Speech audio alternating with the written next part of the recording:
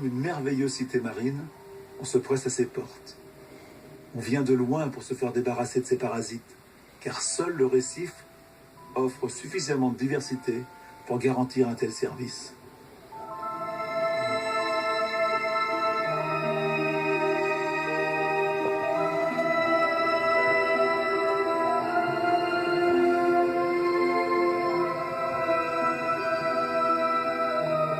Des millions d'années d'évolution ont permis à chacun de trouver une place et un rôle dans cette babelle de corail.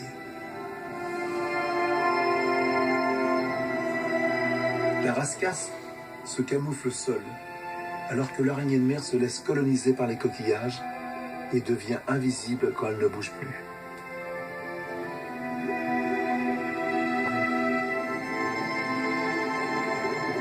On se cache des prédateurs.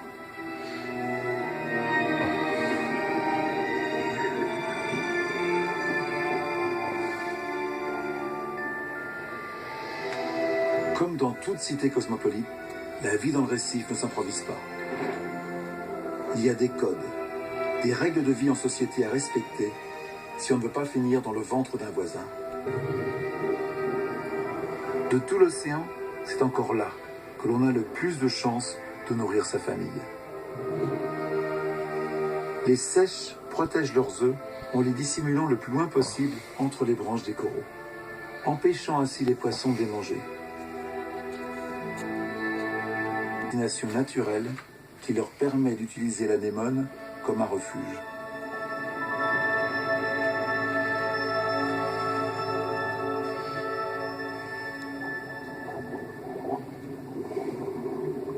Pour qui ne connaît pas le récif, cette cité merveilleuse est en réalité pleine de pièges. L'Heteroxenia n'est pas une fleur, mais un corail sans squelette. Un animal qui piège le plancton dans ses tentacules.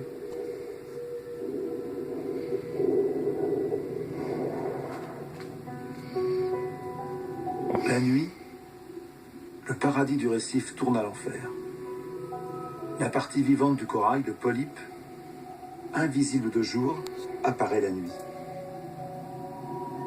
Le polype sort ses tentacules pour chasser. Vers 100 mètres de profondeur, des kénophores. Les animaux gélatineux possèdent des organes lumineux pour faire fuir leurs ennemis. Plus bas encore, 1000 mètres sous la surface, dans l'océan crépusculaire, je trouve les siphonophores. Ce sont les plus grands animaux du plancton. Certains mesurent jusqu'à 50 mètres. Leurs organes ne sont pas distribués, mais groupés. D'un côté, ils ont leur estomac, et de l'autre, les poches dont ils se servent pour flotter. Et entre les deux, ils déploient un filet pour attraper toute nourriture qui tombe de la surface.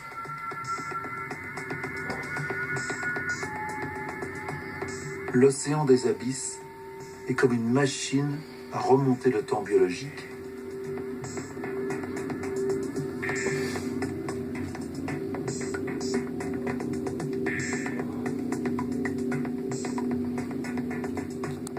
Un bestiaire effrayant.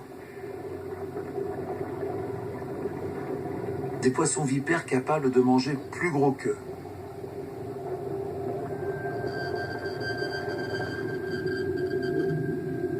Des sacopharyx qui gobent tout ce qui passe. La survie, à 1500 mètres de fond, est à ce prix. Vers 3000 mètres, plus de lumière. C'est le royaume du vampire des enfers, un cousin préhistorique du calamar.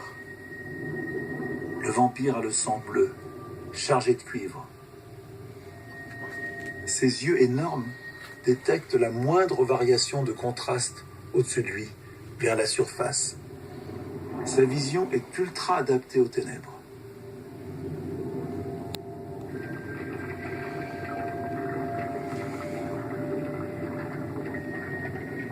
Ici, les espèces vivent plus lentement, jusqu'à 150 ans parfois, du fait de l'extraordinaire pression qui règne à moins 4000 mètres, dans le fond de l'océan. L'oxygène se fait rare.